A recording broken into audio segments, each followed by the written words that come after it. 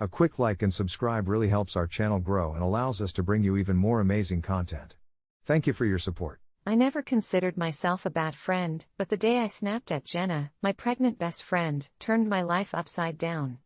It started innocently enough. Jenna was over for the fourth time that week, her foot swollen like a cantaloupe, her back aching from all the weight she was carrying, and to be fair, the complaints were unending. Each time she plopped down on the couch, it was like an exorcism of woes, the nausea, the cravings that went unfulfilled, and her desperate need for a foot rub. I could empathize. Pregnancy was undoubtedly hard, but each session felt like I was hearing the same horror story on repeat. By the time she showed up on that fateful Friday evening, I was exhausted from a week of late shifts and even later coffee. As she sank into her supportive pillows, I braced myself for another round of grievances, and that's when it happened. "I just want one day where I don't feel like a beached whale," she lamented, and something inside me snapped. It wasn't even the comment itself, but the way her eyes glazed over as she spoke, like she was on autopilot, repeating the same verses in a never-ending song of misery. I'd had it. I turned to her, feeling my chest tightening with frustration, and said, "Jenna, I can't stand your complaining anymore. You're pregnant, yes, but you have to find joy in this somewhere, right? I get that it's hard, but damn it, other people have it worse than you." The words hung in the air, heavy and toxic. The laughter we had shared moments before died, her smile fading into a tight line, and silence enveloped the room like a cold blanket. I thought she'd laugh it off or throw a pillow at me, but instead, she just stared. Her reaction was haunting, her disappointment scalding, and for the first time, I sensed a dark shadow looming over our friendship. She muttered something that got lost in the tension before getting up and leaving, the sound of the door clicking shut echoing like a gunshot. At first, guilt gnawed at me. Had I been heartless? But then came ask you comfort, a whisper in my ear that maybe my words held some truth. The next day, a part of me expected her to text, to berate me or demand an apology, but nothing came. Days turned into a week, and I could feel the silence stretching like a taut string, almost ready to snap. When I did reach out, she'd answer but with the stiffness of a stranger. What hurt most were the glimpses of social media. I could see her struggles, the photos of swelling feet, cradling hands, but none of it felt real anymore. It was like watching a staged production where I had been written out of existence. Part of me felt relieved, thinking this space would allow her to regroup, but deep down, dread nagged at my core. Then, on a particularly lonely evening, just as I was about to drown myself in Netflix and Ben & Jerry's, a text from her lit my screen. "Can we talk?" My pulse quickened. I felt sick but also exhilarated. I agreed and mentally prepared for the storm. She arrived, and I noted the weariness etched on her face, shadows under her eyes that hadn't been there before. "I've been thinking," she started, voice wavering. "About what you said." Panic prickled my spine, but she continued. "I've tried to conceal my struggle because everyone tells me I should be joyful, I should be glowing, but I'm not. I'm drowning, and I thought you, of all people, would understand."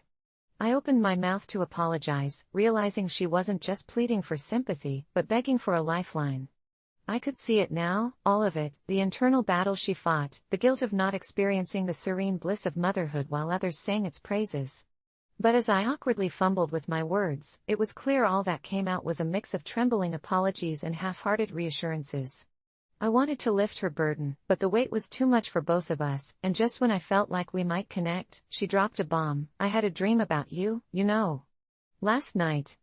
Darkness washed over her expression, twisting reality into something grotesque, and my heart sank as she recounted a visceral dream of a shadow that had pulled her into a hall of crooked mirrors, and there, in every reflection, I stood, grinning, unfeeling, as she writhed beneath the surface. My skin prickled. "It felt so real, Jen. Like you were watching me suffer, and you didn't care." The moonlight pooled through her window as her voice softened. "You became the thing that haunted me." I tried to explain how I was just worn out too, but looked into her eyes and froze. I saw desperation, yes, but lurking beneath was something darker, something that felt like loss more than just disappointment. Then I felt a shift in the atmosphere, a weight in the air that made my breath catch. Something was coming. The power flickered then dimmed, leaving us awash in darkness, and I glanced around, heart racing as I felt it, a presence at the edge of the room, chilling and heavy, wrapping itself around our fears. "Jenna." I whispered, panic creeping back into my voice, but before I could even turn back to her, I felt an icy grip on my wrist. The last thing I saw before the shadows overwhelmed us was Jenna's eyes, wide and terrified, no longer filled with sorrow but pure dread, as she mouthed a word, "Help." It was in that moment, amidst a palpable darkness, I realized that my inadvertent cruelty had unleashed something far more menacing than either of us could comprehend, and as the darkness closed in, I understood, we weren't just fighting between us, we were wrestling with the very horrors we had conjured, each complaint, each thought twisting into the shadows waiting to consume us whole. Last week, I found myself at the crossroads of familial loyalty and gut instinct, torn apart by my father's health issues and the shadow that loomed over his friend Walter, a man who'd slithered into our lives with charm and an unsettling undertone. My father, once vibrant and full of life, had been grappling with aggressive cancer for the past year, and despite the slowly thickening fog of despair that shrouded our home, Walter had introduced himself as a source of comfort under the guise of a devoted ally. I didn't think much of it at first. He showed up with handfuls of flowers, extravagant presents, and what seemed like genuine concern for my father's well-being. Every week, he called to check in, send uplifting messages, and even accompanied my dad to the very first round of treatments. But it wasn't long before I began noticing the little things, the way Walter would linger too long on the fringes of conversations, the crinkle in his smile whenever Dad mentioned me or my accomplishments, a creeping envy that spewed from his otherwise polished demeanor. The essence of his being wrapped itself around my father like an invasive vine, smothering his spirit while nurturing the insatiable thirst for control that lurked behind Walter's friendly facade. So when I found out that Walter had made plans to accompany my dad to his crucial 6-month checkup, a kind of distorted appointment that could either bring a glimmer of hope or the plunge into eternal darkness, my heart clenched tightly in rebellion. I dreaded the idea of relinquishing my protective post, of handing over my father's fragile trust to this man who felt more like a predator than a friend. I consulted my mother, who had been distant and quiet since Dad's diagnosis, and her silence spoke volumes. It was a low-grade anxiety that bubbled just under the surface, a synchronous heartbeat with my own buried fears. That night, I caved into the entangling dread and called the office, leaving a message, insisting that only I would accompany Dad to his appointment. The relief coursing through my veins was short-lived. When the day finally came, I met Walter standing at the front door, a smug smile plastered across his face, as if he had anticipated my next move. My father, clad in one of his favorite flannel shirts, looked caught between confusion and disappointment, but I latched onto his gaze, conveying a silent message that shattered my heart but bolstered my conviction. "Dad," I said, my voice shaking slightly as I stepped forwards, "I think it's best if I come with you today." Walter scoffed, retorting too quickly, "Oh come on, it's just a checkup. You don't need to coddle him like this." Each syllable felt like barbed wire wrapped around the words, tugging at something primal and repulsive inside me. A scream clawed at the back of my throat, fought tooth and nail against the savagery consuming my rationality. "This isn't just a checkup," I shot back defensively. "It's one of the most significant days he'll have in months. You don't need to be there. You're not his family."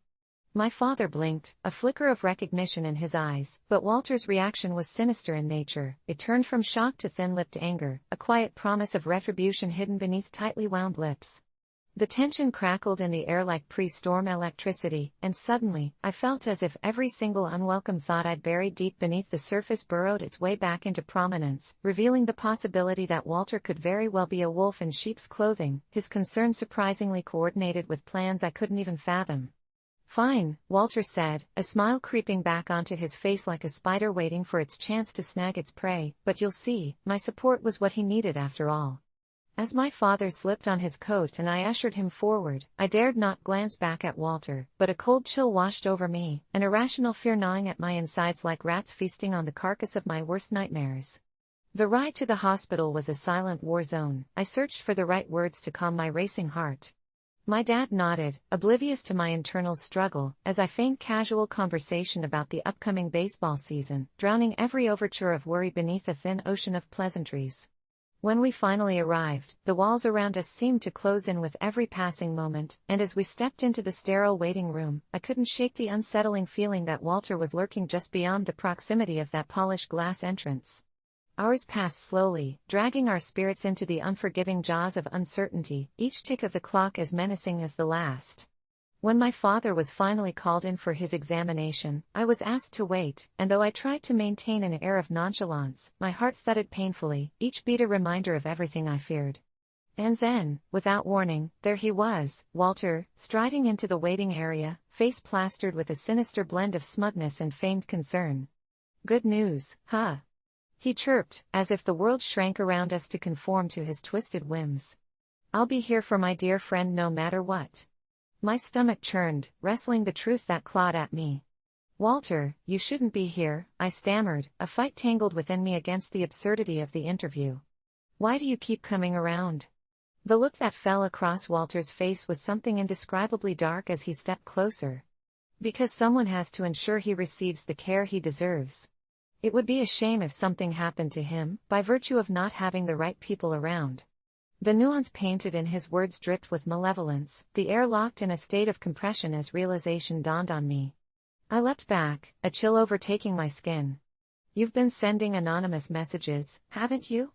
You've been trying to manipulate him." My accusations hung in the air, feeble but resonating with the truth crashing against my consciousness. Without uttering a word, he leaned closer, and I felt the walls closing in. It was as if my head spun, revelations crashing like glass against stone, the fraying thread of trust unraveling before my very eyes. I fled from him, desperate to reach my father's side, my heart racing, echoing the silent screams spinning in my mind. But by the time I pushed past the nurses to enter the examination room, the words I'd rehearsed had turned to dust on my tongue. My father lay back, a weary smile plastered on his face, and I caught the flicker of confusion in his eyes as he met my gaze. My heart sank. He didn't see the monster lurking just beyond the hospital walls. Instead, it was me, a pariah in the realm of protectiveness. I rushed towards him, wanting nothing more than to mount a defense against the darkness crawling into our lives. "Dad, you need to." Just as I began to explain, Walter sauntered into the room, seamlessly sliding into the space like he owned it. "You can't live in fear anymore. You have me, I'm your friend and I'm here," he insisted, his tone deceptively calm yet devoid of sincerity. My father blinked, twitching uneasily beneath the pressure of conflicting loyalties, and it felt like hours between breaths. The doctor interrupted us, and relief coiled around my heart like a snake, only for dread to nearly engulf me whole when I left the room to glimpse Walter alone with my father, whispering sweet poison that danced dangerously on the edge of tainted truth. I wrestled with the idea that I needed to pull my father from Walter's grasp. His web was spun tighter than I fathomed.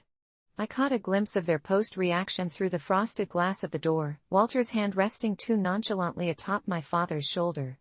My chest tightened, adrenaline flooding my system, my scream almost escaping my lips when the distant conversation morphed into a grotesque display of betrayal. I burst through the doorway, and as the words tumbled from my mouth, a cacophony of emotions spiraled around me. "Leave him alone," I yelled, every ounce of fear pouring into those words.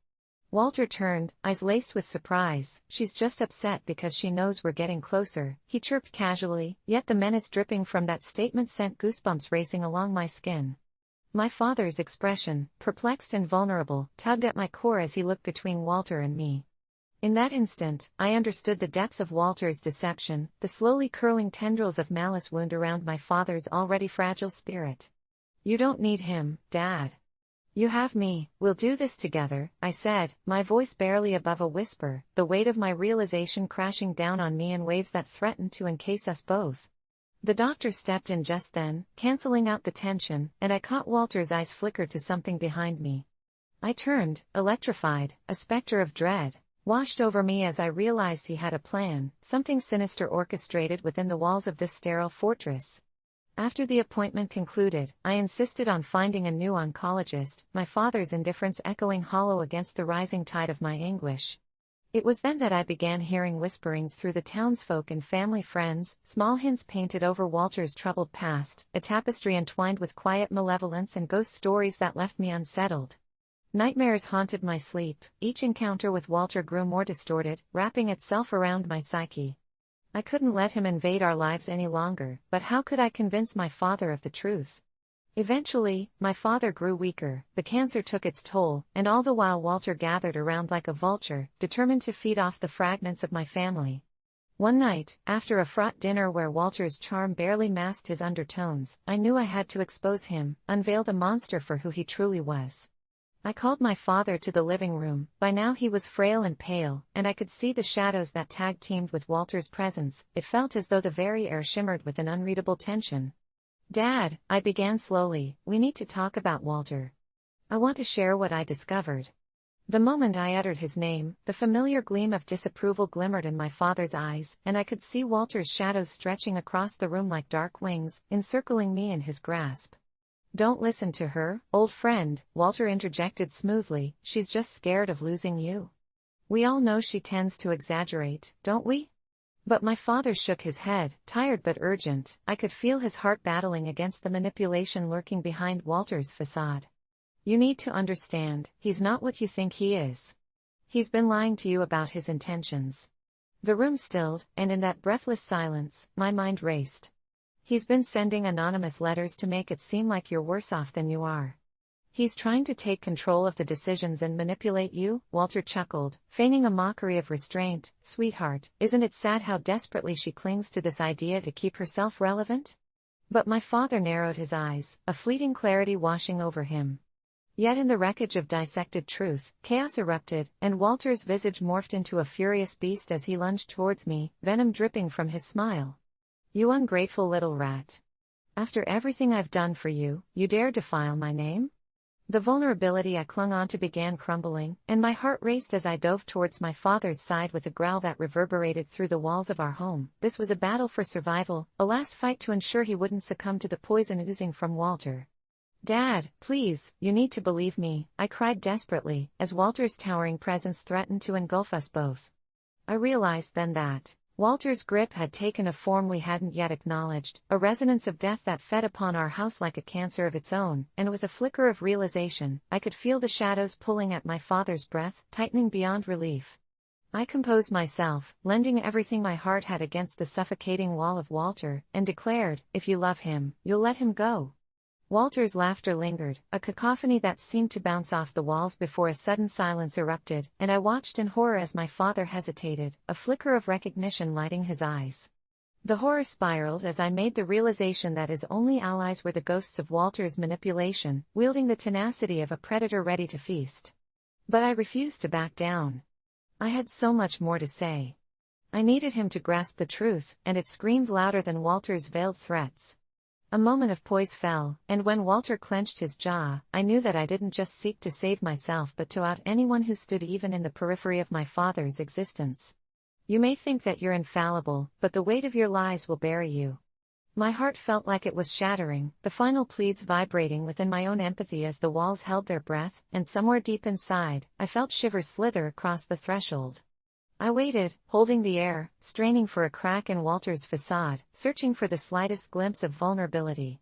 "Enough," Walter roared, collapsing into a distorted semblance of rage, his mask peeling away. "You think you can just take him away? He's mine. I thought you had a stronger bond with him. This is how it has always been." With a growing intensity, the air thrummed, the rage pulsed within the room, and as Walter's frustration peaked, it felt like a storm encroaching upon us. If I could just hold on to my father, a newfound strength carving a connection between us, perhaps we could find redemption. The distance and estrangement cloaked the air, but fury ferreted out the truth hidden within. I stepped forward once more, offering my hand to my father, anchoring him against Walter's maelstrom. "Let's leave together," I said softly, my heart desperate against the agony of losing the pivotal relationship to a monster who had no right to claim him. At that moment, an eerie stillness descended, and I witnessed the shifting shadows around us, the fatigue that racked my father's frail body battling against the tendrils snaking from Walter's malevolent smile. "You can't save him from the truth," Walter whispered, "he will always be with me. No more." I thought fiercely, feeling a tide of my voice igniting the calm spaces surrounding us. "No, we can build a future together." The ugly truth revealed as we stepped outside, leaving behind a fragment of itself while welcoming ourselves into the light of new beginnings, the future flickering before us, painstaking yet full of promise. But the last whispers of Walter's proposition wouldn't simply vanish, they lingered behind us like shadows demanding acknowledgement. Weeks passed, during which our home transformed, dwindling specters fading out and acceptance pulling us back into the warmth of family. The truth clocks in, pieces falling into place, as I began helping Dad in ways I feared to lose. But bursts of fear often struck at night. Even though Walter's grip had lessened, the remembrance of what bruised betrayal could do festered as an unease spinning in cycles. It wasn't until one dark, moonless night when nightmares draped themselves around my father and rushed towards the door, a frantic rap echoing against the rich silence. Reading the moment, I approached the door cautiously, the fury of nervous energy surging beneath my skin as the wood groaned beneath my grip. Who could it be? I hesitated, remembering all too clearly the edges that Walter put upon our existence. When I finally opened it, the chill in the air carried the sharp scent of fear. My father blinked, utterly confused, forged in the alleys of worry, and now burdened further by uncertainty. "It's him, isn't it?" I murmured, my heartbeat harmonizing with the echoes surrounding me. "He's coming back for us." The trepidation clouded his expression, and as doubt etched itself deep within my father's brow, I could feel the shadows once more. It felt like the beginning swirling beneath the surface, remnants of a battle unearthed. "You're not going back there," I breathed firmly, feeling the weight of resolution solidifying around us as the seconds dwindled into eternity. Yet Walter wasn't finished. I could feel those eyes probing our defenses, waiting to reclaim the fragments he sought, to wrap them once more within the binding tales of betrayal and tendrils with which he'd strangled our past. A decision rested firmly between us. I steeled my resolve against every ounce of anxiety, fitfully battling against the shadows that might lie ahead. I had freed us once, and I wouldn't surrender with the chains of fear tethered once more. As the door creaked behind me, I knew this wasn't the end. It was the beginning of a stronger bond forged beneath harrowing trials and solidified through every grain of untold sacrifice. I had to convince my father that vulnerability was the foundation of our freedom, that the shadows could only do harm if we allowed them entry. Together, we would endure, for the truth of family burned brighter than the cold encroaching darkness, one which I refused to let win its relentless battle over us.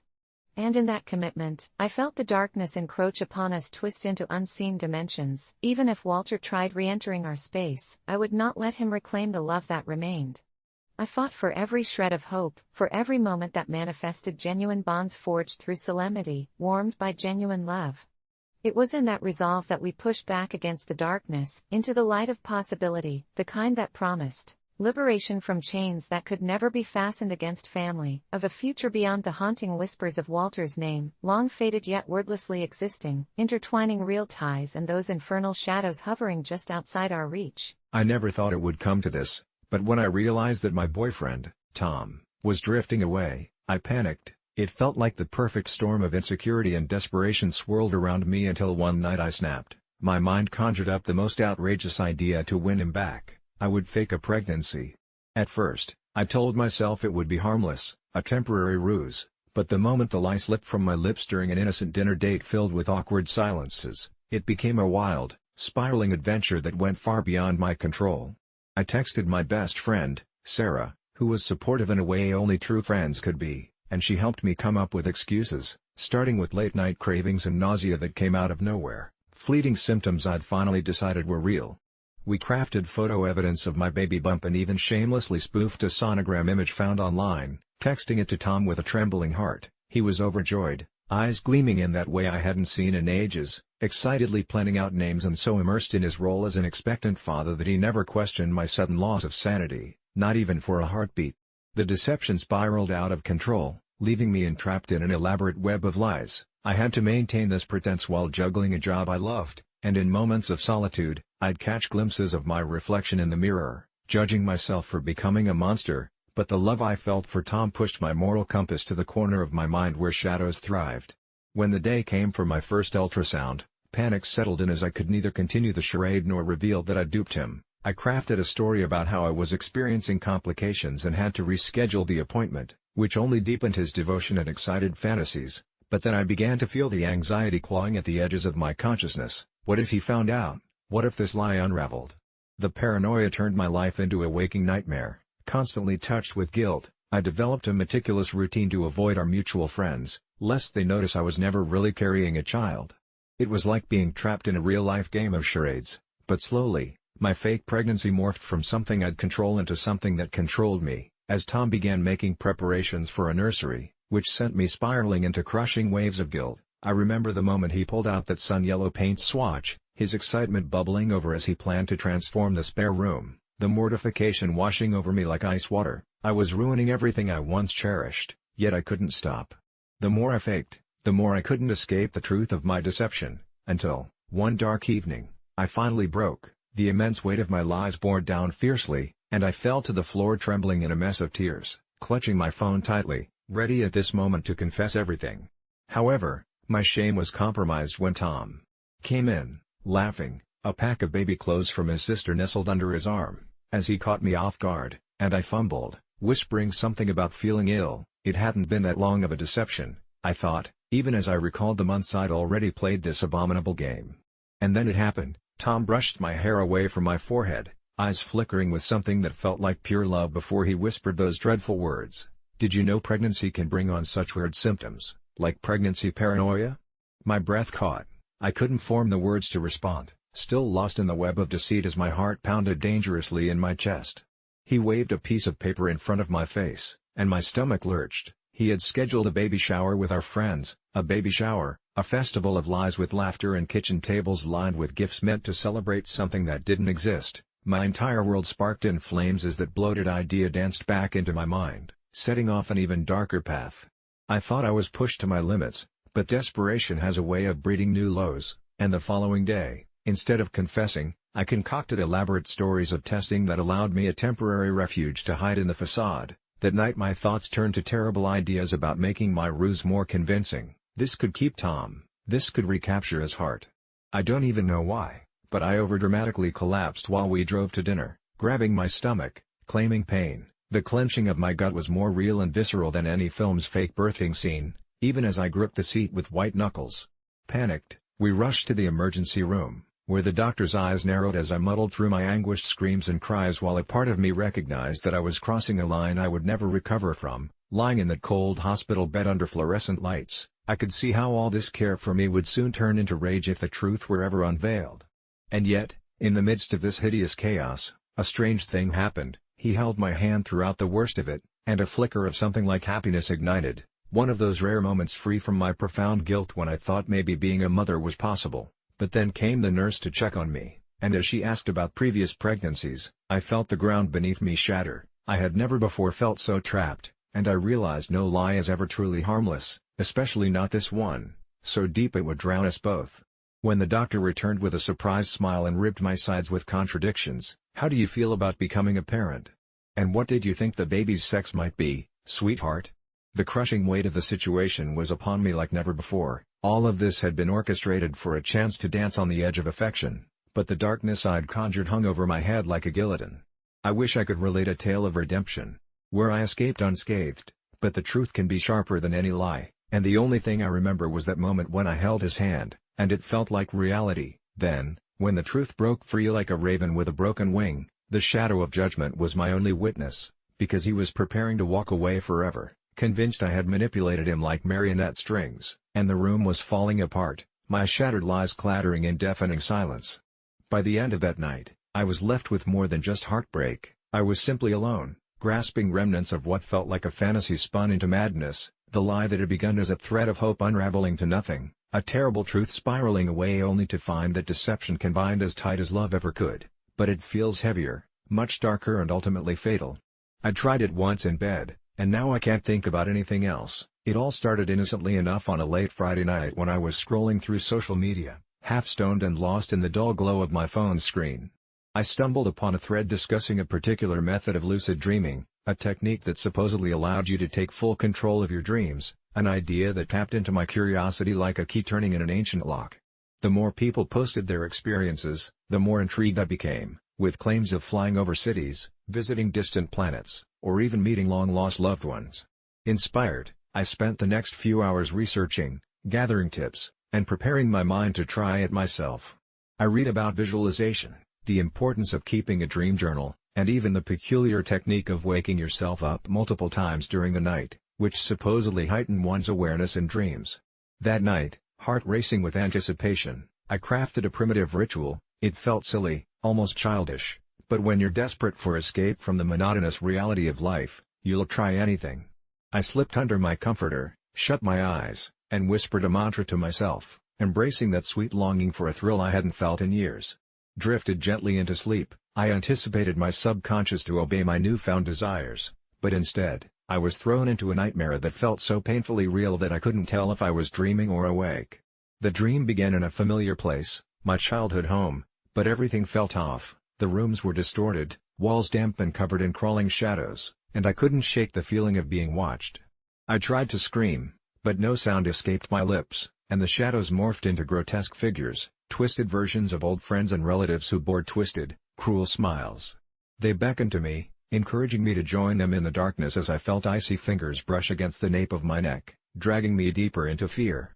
Just when I thought I would be swallowed whole, I jolted awake, drenched in sweat, heart pounding like a war drum. I told myself it was just a nightmare, a result of the anxiety from the world outside, but deep down, a whisper of excitement clung to me, my very first taste of lucid dreaming. After that, I became obsessed. Night after night, I'd practice the techniques, meticulously recording my dreams in a journal, hoping to return to that place, desperate for control over my mind and my surroundings. And then it happened again. The second time was different. This time, I kept control, and with it came an almost euphoric power. I could bend reality, twist the rules that normally governed my sleeping mind. I flew over celestial landscapes, conversed with my estranged father, and laughed with lost friends, living infinite lives in endless realms. From that night on, my days became mundane, gray shadows against the vibrancy of my nocturnal escapades. I started to dread waking. Every morning felt like being pulled from a warm, wondrous dream to a cold, harsh reality, and the more I ventured, the more I craved those nightly journeys. It was exquisite, liberating, and intoxicating, but soon, I began to notice something unsettling. Each time I exited those dreamscapes, pieces of them lingered, slivers of distorted memories weaving into my thoughts, blurring the lines of what was real and what was an illusion. Friends would speak to me, sharing mundane moments, and I would nod along. Yet all I could think about were the intricate landscapes I had explored the night prior, the thrill of the unexpected adventures that awaited me. Gradually, my obsession morphed into an insatiable addiction, sleep became an intoxicating drug, and my waking life lost its vibrancy as staleness hung in the air like an acrid smoke. I neglected work, withdrew from relationships, and surrendered to the siren call of the dream realm. One evening, I pushed myself deeper than ever before. I extended the ritual, holding onto the mantra longer than I ever did, repeating it like a sacred hymn, desperate for more. And as I slipped into sleep, I felt a surge of power. When I emerged into that other world, I was a god among ghosts, and everything responded to my whims. Colors burst to life around me, and I realized I could manipulate my surroundings at will. I conjured landscapes drenched in vibrant colors, creatures that roamed free, and the thrill of omnipotence washed over me. But even paradise has its darkness, and somewhere within that lucidity, reality began to twist. Distorted faces started to appear, familiar yet foreign, with glinting eyes that followed me, filled with a hunger that made my blood run cold. They weren't merely figments but something else entirely, beckoning me to lose myself in their depths, promising me to unlock secrets that had long been buried in the far corners of my mind. Night after night, I surrendered to their call, entranced but terrified, spiraling further into the abyss. By the time I realized I wasn't just dreaming, I was in danger of losing myself. The line between my waking and sleeping life completely blurred, and it felt like I had invited something dark into my own consciousness, an entity that thrived on my fear, latching onto my desires like a parasite, with the sole intent to consume. I tried to resist, to wake myself up, but it seemed impossible as these encounters grew more sinister, their whispers echoing in my mind long after the dreams faded. I was losing my grip on reality. Faces I had once cherished became unrecognizable in their twisted forms, and I felt shadows creep in every corner of my life even when I was awake. I sought refuge in sleep, desperately hoping to reclaim my powers, but instead, I unearthed something deeper, a darkness that thrived on my guilt, my regrets, feeding off the pain I thought I had buried. I became convinced that these dream figures were reflections of every terrible thought I ever had, personifications of my fears and failures, conjured up to remind me of my flaws. I began drawing them, illustrating their haunting visages on the pages of my once innocent journal, and every single time I woke, their images seemed to haunt me, lurking just out of sight, whispering their malevolence into my waking hours. Sleep-deprived and frayed, I finally decided enough was enough. I would break this cycle, fight against the allure that had consumed me for far too long. I stayed awake for days, determined to confront the darkness and reclaim my shattered psyche. But what I didn't expect was that the shadows would begin to invade those precious moments of wakefulness. I started seeing flashes of those distorted figures everywhere, over my shoulder while I worked, lurking behind the glass of my bedroom mirror, their crooked smiles mocking my attempts to resist their pull. I could feel them pulling at the edges of my sanity, dragging me toward that familiar whisper of freedom, promising the return of the adventures I once cherished. I was terrified to sleep, terrified to dream again. Yet the addiction had become too deep. One night, against my better judgment, I succumbed once more, planting myself firmly beneath the sheets, whispering the mantra with trembling lips as I slipped back into the dark embrace. Yet, when I awoke, it wasn't to the vibrant landscapes or whimsical creatures. No, this time, I awoke in a space worse than any nightmare, a place where shadows entwined with deeper shadows, and the deranged cackles of grotesque forms echoed endlessly in a void devoid of light or time. Panic coursed through me, a cold sweat coating my skin, and as I turned in frantic desperation, those figures I thought I'd been encountering had transformed entirely, inching closer, each smile stretching wider than before, evoking a deep primal terror that paralyzed me. I realized then that I could never escape this. I had invited these things into my mind, and the more I sought to control them, the stronger they grew. I had become the dream, and there was no going back to who I was. Now, I sit here, wide-eyed in my bed, unable to distinguish between earth and dreams, between the waking world and the horror that became my reality, and all I can think is, if you ever find yourself longing to explore that hidden realm within you, that intricate world of infinite possibilities, remember the price of the door you may open. Once you've tasted that power, it will haunt you, whispering, pleading for more, and you'll find yourself wanting to return, not knowing that the shadows you chase may very well chase you right back into the depths of a nightmare from which you may never awaken. I always thought of my sister as my best friend, but everything changed when she married Mark. He was charming at first, but something about him gave me the creeps, like he was always watching, calculating. When they moved into the same town, I was excited to be closer to her, but the more I interacted with Mark, the more I sensed his controlling nature lurking beneath the surface. I'd find myself cringing at the way he spoke to her, each word coated in a smug arrogance that seemed to grow brazen as time went on. He'd often interrupt her, making her laugh off his jabs like they were just bad jokes while I could see the hurt flash across her face. I tried to talk to her about it once, but she brushed it off, insisting he was just being protective, and I could feel an icy wall build between us as she defended him. But there was something inside me that refused to back down. It felt wrong, like watching a slow train wreck you were powerless to stop. Then one afternoon, as I walked by a florist, an idea sprouted in my mind, dark, mischievous, and maybe a little vindictive. I decided to send her flowers anonymously, nothing too extravagant, just a simple bouquet with a note that read, "You deserve better." At first, I thought it would lift her spirits, a small reminder that she was loved outside of her marriage, but when I saw the hurt in her eyes during dinner as she showed them to Mark, everything took a horrifying twist. He exploded, throwing around accusations that I was trying to seduce her, that I'd always been jealous of their relationship, and my heart sank as I realized the depth of his paranoia. To keep the peace, she apologized, but I swore I saw a flicker of recognition in her gaze, a silent acknowledgement that maybe I was right. The next week, I sent another bouquet, more elaborate this time, with a note that said, "You're worth so much more than this." Her laughter was hollow when she showed them to Mark, who turned scarlet, eyes blazing. He snapped at her, demanding to know who was sending the flowers, and this time, I could see the chains tightening around her. The fragile smile she offered cracked under the weight of his fury, and I felt sick to my stomach knowing I was the catalyst for his wrath. I thought she'd open up to me, confide in me about how she felt trapped, but instead, she retreated into herself, and for weeks, I would hear her forced laughter from the other room, as if she were trying to convince herself everything was fine. I hesitated to send another bouquet, but my urge to protect her consumed me. It screamed that I had to keep hope alive somehow. So, I decided to send a single red rose with the note, "Remember who you are." When she found it, Mark threw a fit so intense I could hear him all the way from my apartment, the walls shaking with his forced masculinity. I worried he'd become abusive, prayed he wouldn't cross that line, but every time I saw her, I sensed more cracks appearing in her facade. I could tell she was unhappy now. The strained look on her face told me everything I needed to know, but still, she didn't say a word to me.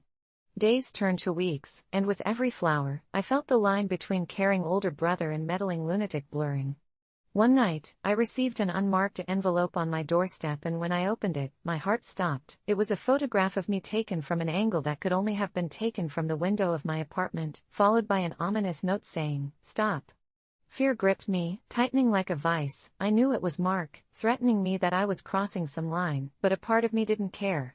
I contemplated reaching out to my sister, but I knew it would only unleash hell. I was trapped in this spiral, unable to save her without destroying our relationship entirely. As I lay awake at night, the resolution to protect her only grew. Mark was a disease, and I was an antibiotic trying to fight it, so I decided to make one last move. I hired a private investigator to gather evidence, to follow Mark and see who he really was, hoping I could save her from whatever hell he had dragged her into. The investigator uncovered chilling truths. Mark had a record of harassment with previous girlfriends, and he'd been reported multiple times for suspicious behavior. Armed with evidence, I finally confronted my sister, pouring out everything I had learned in a desperate attempt to reach her. But instead of relief, something in her demeanor changed. Her eyes hardened as she turned away, and my heart sank. She called Mark immediately, and when he arrived, the storm that followed was catastrophic. He accused me of stalking him, of invading our lives, and I was filled with such dread when she didn't defend me that I knew I had lost her. My heart twisted as I realized the depths of her loyalty to him, a loyalty he had fostered through manipulation and fear. That night, I sat in fog-filled despair, staring at the walls of my lonely apartment, my phone buzzing with messages from my sister saying she never wanted to talk to me again, that I had ruined her life. My gut twisted. The only sound in the room was my shaky breaths as I mourned the loss of her light in my life. But then, just as I thought things couldn't get worse, the investigator called me with urgent news. Mark had a plan to leave the state with my sister. Panic coursed through my veins like ice as I rushed to her apartment, ready to beg her to stay, to fight for her. But when I arrived, I found the door ajar, the shadows inside stretching like nightmares, and the heavy quiet beckoning me to step into what felt like doom.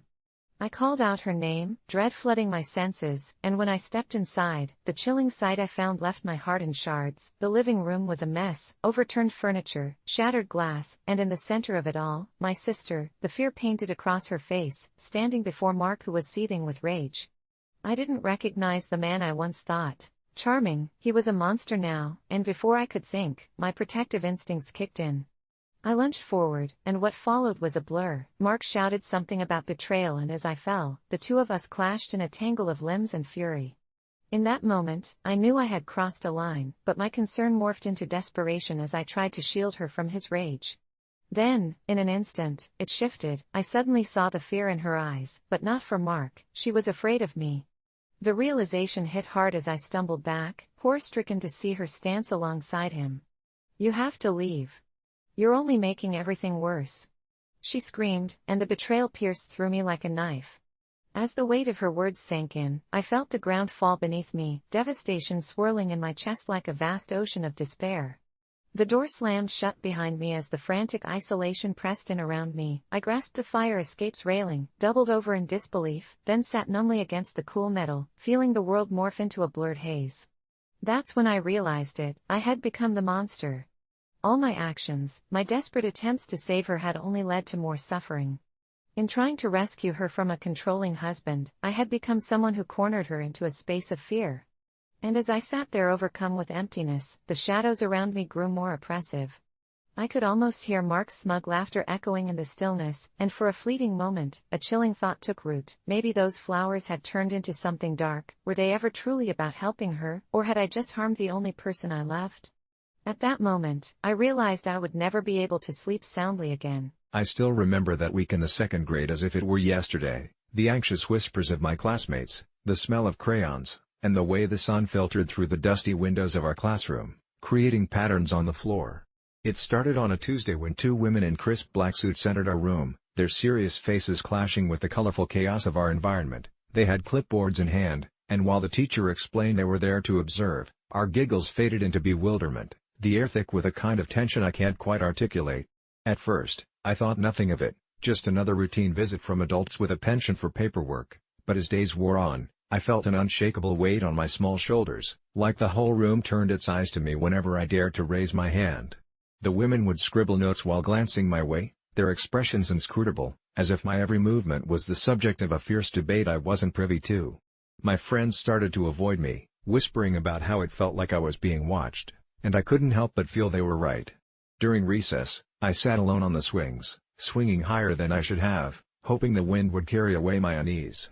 But when I looked to the side, There they were, standing by the fence, their eyes locked on me, and something in their gaze made me want to shrivel up and disappear. I began to notice small things. My papers were missing, replaced with hastily drawn stick figures with my name scratched at the bottom, and one day I found a note taped to my lunch: "You're special, and you need to be careful." I crept back into the classroom, paranoid, halting my breaths with each squeak of the floorboards, convinced the women were somehow orchestrating this strange circus, and that they knew more about me than I did myself. My teacher, Miss Reynolds, seemed oblivious to my distress, a swirling miasma of obliviousness and genuine joy, but I saw him shudder when he caught one of those piercing stares aimed at him, a tiny inflection in his smile that whispered uncertainties he couldn't voice, out of fear, maybe. As the week crept into Friday, dread settled into my bones, a cold familiarity that urged me to leave the school and never return. I remember the last day, sweltering in the summertime light, when I finally approached the clipboards, heart racing, an intrepid explorer challenging a grand mystery. "Why do you keep looking at me?" I stuttered, and the air crackled with a sudden silence that swallowed the laughter of kids heading for the doors. The taller woman smiled, a tight, disconcerting smile that didn't reach her cold eyes. "We just want to know more about you. You've been chosen," she said, and the finality of her words seemed to spin the room off its axis. Suddenly, Miss Reynolds was beside me, placing a protective hand on my shoulder, her expression fierce and pleading, but the women didn't flinch. They remained, unwavering as stone, their attention impenetrable. As I fled the room, a primal instinct rising, I was followed by the echo of my own footsteps, and outside, Miss Reynolds shouted for me to stop, her voice mingling with the laughter of children, but it all melted into a cacophony of sound that only deepened my flight. I didn't stop until I was in the familiar embrace of home, a sanctuary I thought would exist forever, but nothing felt safe anymore. After I shared my experience, my mom just laughed, persuading me that adults could be long-faced from doing serious work and that I was imagining things.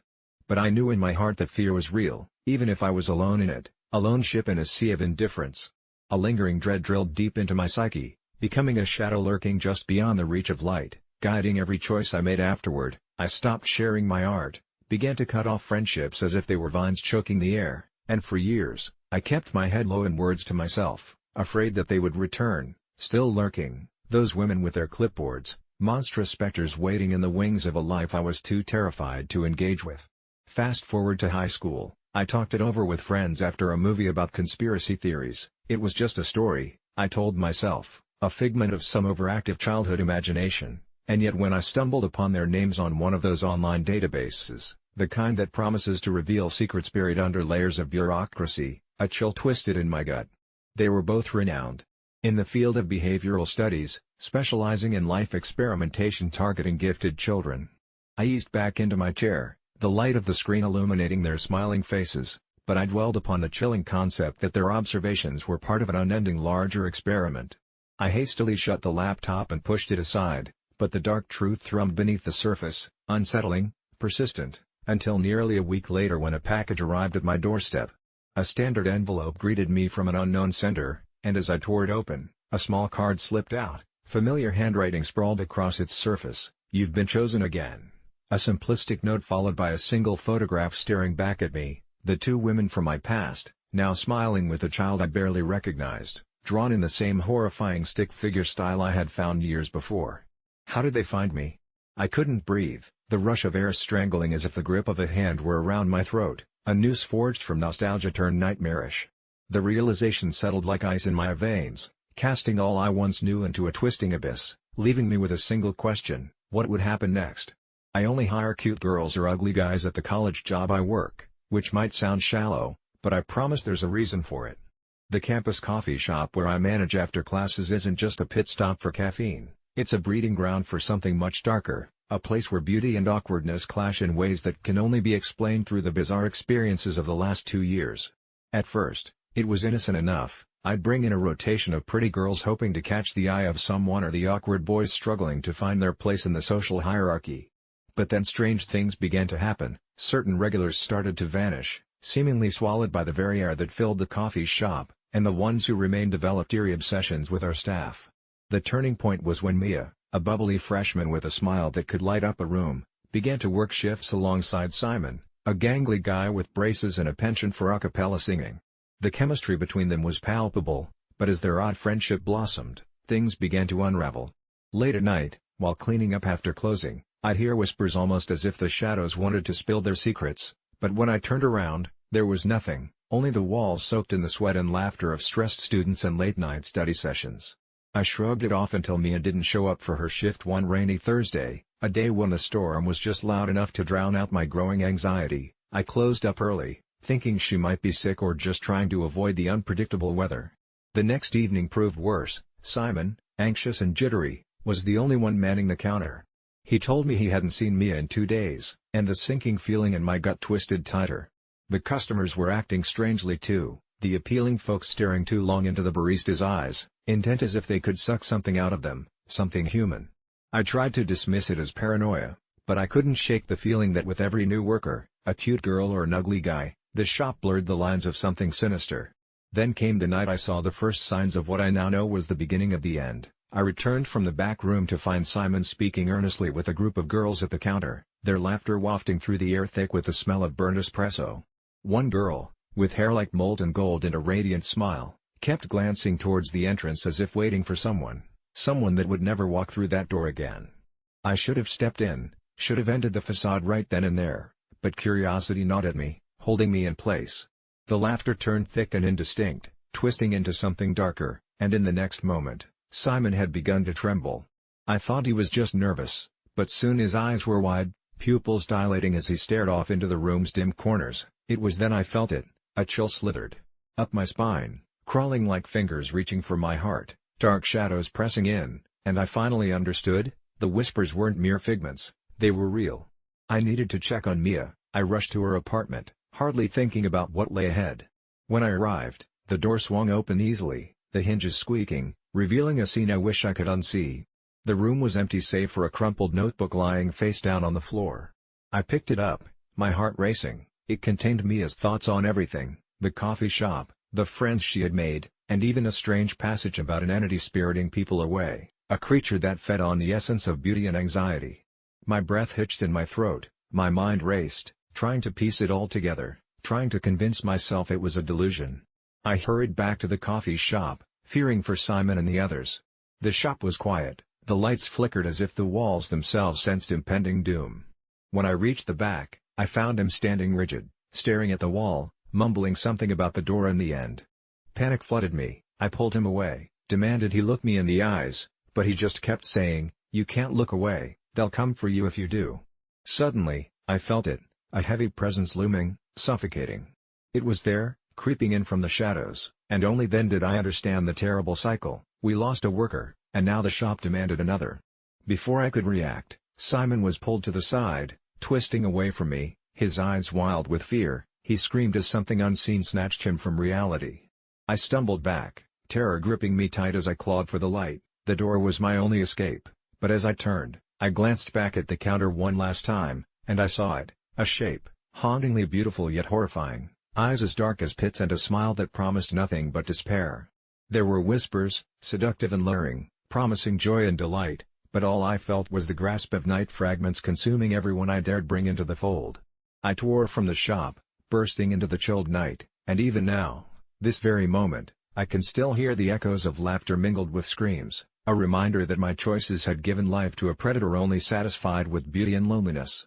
I don't work there anymore, I can't, but one thing remains: next semester, when the new hires come in, I'll still feel that haunting presence breathing down my neck, always waiting, always hungry.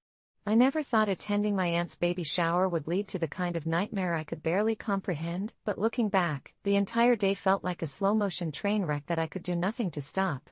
The moment I stepped into her lavishly decorated living room, filled with pastel-colored balloons and annoyingly cute decorations, a sense of dread washed over me. My aunt, who had always been the fun relative, was now the center of attention for her impending motherhood, and I was just a reluctant guest somewhat dragged into it by family obligations. As we congregated in a circle, playing those absurd games no one genuinely enjoyed, I felt the weight of the pressure to put on a smile, pretend I cared, and above all, be respectful, even though I knew I had no intention of doing so. You see, I had secretly vowed not to attend if the invitation didn't specifically ask for me. In essence, it was a pity invite, and I wasn't about to humor her for the sake of appearances. She could hardly keep her enthusiasm in check as she opened gifts, which only added fuel to my frustration. As she unwrapped yet another onesie garnished with cartoon elephants, the urge to unleash my disdain boiled inside me, colliding with the social facade I was trying to uphold. That's when my cousin's judgmental gaze caught mine. It was one of those looks that said, "Are you really going to spoil this?" And in that moment, I snapped. Without thinking, I blurted, "You should have picked a different theme, Aunt Linda, this one just screams desperately trying to cope with reality." The room fell silent. I could almost hear the collective intake of breath, the awkward shifting of chairs. Aunt Linda's smile faltered, her hands froze midair, cradling a pastel gift bag. What I now realized was a colossal faux pas on my part that I could never take back. I thought I might hear laughter, perhaps even a sarcastic comment to lighten the mood, but it was only my heart pounding in my ears as embarrassment washed over her and me in equal measure. She tried to laugh it off, a strange sound that only added to the tension, but the damage was done. Cousins exchanged glances, probably wondering what kind of monster they had in their family. As the clock ticked by, so did my humiliation, morphing into something darker. I could sense my aunt's dwindling excitement, like a balloon slowly deflating, and suddenly the quaint surroundings felt sinister, as if the pastel decorations were laughing at me. The whispers began, not just about my comment but about my intentions. I was somehow branded the villain of the day, the one who could not tolerate the simple joy of family. And then, the lights flickered, subtle at first, like a knowing wink, but with each passing moment, they gradually dimmed further until it felt like the room had shifted entirely. I could hear the sound of muffled conversations echoing around the walls, each echoed word dripping with disdain towards me even as more presents were opened, but what really unnerved me was the realization that with each present emptied of its novelty, my aunt seemed to grow smaller, lost beneath the heaps of expectation. As cupcakes were served, I could taste the bitterness of my own words lingering on my tongue, and the silence thickened as if we were all trapped in a bubble too surreal to puncture. Unable to bear the atmosphere any longer, I left the room, mumbling something about needing water, but what I found was unexpectedly horrifying. The hallway was dark, and my own shadow felt cloaked in a fog, twisting in ways that threatened to swallow me whole. Glancing back, I caught sight of Aunt Linda, who stood silhouetted in the doorway, a chilling stillness radiating from her. For a moment, I thought I saw something shift behind her, something not quite right, a swirling darkness that lurked at the edges of the light, whispering secrets I dared not grasp. I wanted to retreat, but my legs wouldn't move as curiosity and fear wrestled within me. Just as I mustered the courage to step closer, the air thickened around me, and I heard a faint melody, almost like a lullaby, that filled the space with weight and melancholy. The kind of song that might soothe an infant while sending shivers up the spines of grown adults. And then in that eerie calm, Aunt Linda turned, and I swear I saw something flicker across her face, a shadow of anger or perhaps disappointment so profound that I understood. In that moment, it was something far deeper than the trivial squabble we just had. I would later wish I had turned back when the last guest left, because the darkness that followed me into the living room wasn't just an absence of light, it enveloped me in a fear I couldn't fully articulate. I could barely follow the stifled conversation as my relatives buzzed about gifts and game scores. A soft sob reached my ears from where Aunt Linda stood, and in that instant of realization, I understood that the baby shower was not merely a celebration, but a last-ditch effort for her sanity amidst the growing anticipation, the kind that had swallowed her long before I opened my mouth. When I finally returned home, exhausted and filled with regret, I couldn't shake the feeling that the shadows in Aunt Linda's house had wrapped around her like a stalker, that they were now straining to break free, dragging her down into a world that would never be the same again. And soon, I had to face the truth. Sometimes, an unfiltered moment of honesty could unravel something fragile, something unwanted, leaving me wondering just how far I had crossed the line of being the family embarrassment, and if I might have awakened something darker within her that no one else would have to confront but me. Days passed into weeks, and every time my phone buzzed with a message from Aunt Linda, I hesitated, knowing that the silence between us had morphed into a chasm too wide to bridge. I'd come to realize that perhaps my failure to exhibit tact was not purely about a single moment, but about something profound. Her descent after the shower had spiraled into a silence filled with shadows that felt tragically suffocating. And while I should have reached out with an apology, I remained sequestered in my own turmoil, fearing that each unreturned message was a dagger aimed at the heart of my conscience, pushing me deeper into the abyss of guilt. Little did I know that guilt would soon transform into dread as vague whispers tainted the air around me, and the creeping sense that I had not just embarrassed my aunt but set something free snaked through the cracks of my reality like a shattering dreamscape. And in that unsettling blend of right and wrong, I found myself asking the haunting question that wouldn't let me go: was I really the villain in this story, or had I merely opened a door that should have remained shut?